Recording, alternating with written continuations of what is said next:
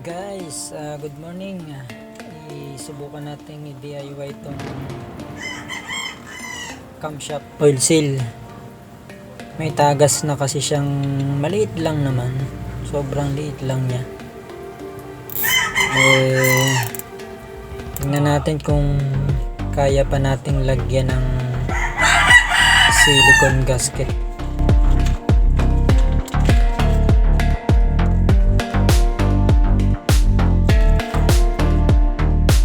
Lagyan na lang natin ng strap para sure na hindi iikot ang ating timing belt.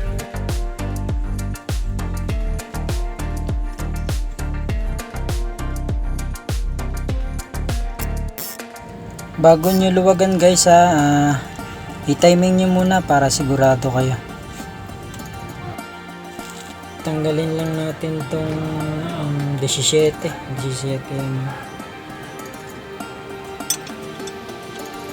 counterclockwise yung pagtatanggal niyan guys.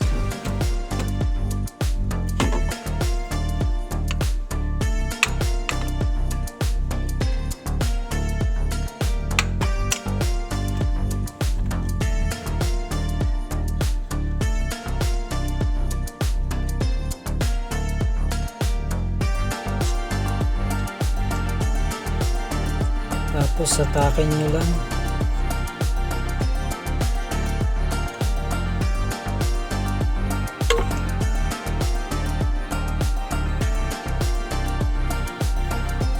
May mga langis-langis kasi siya. Kaunti lang naman. Tingnan natin kung kaya pa ng silicone gasket. Linisin ko lang muna to.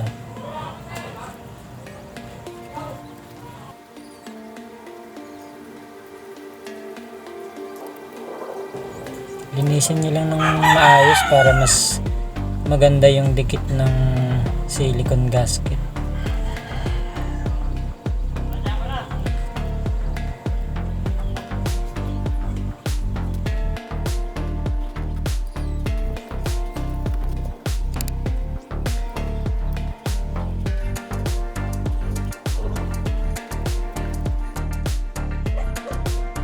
Lagyan na natin ng silicone. Yung gilid-gilid lang lagyan natin. Pagka hindi kinaya, siguro gamitin ko muna ng mga 2 hanggang 3 araw kung magliligtas. Kung meron pa rin, palitan ko na lang siguro. Pagkalagay nyo, mas maganda linisin nyo yung paligid nya para malaman nyo kung may tagas siya. Madaling matrace kung halimbawa magkaroon ng tagas.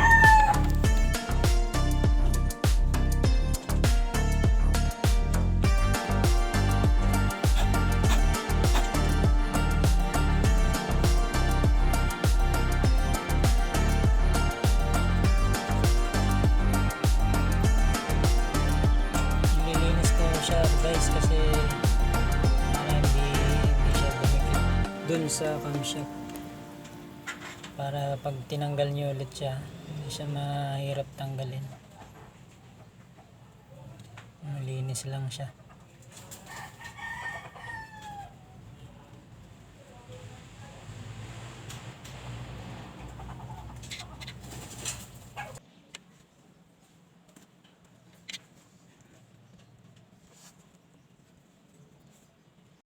Balik na natin guys. Sana okay na siya.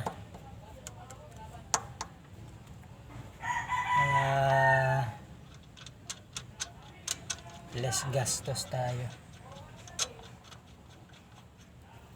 Ano yan guys? Hanggang dito na lang guys.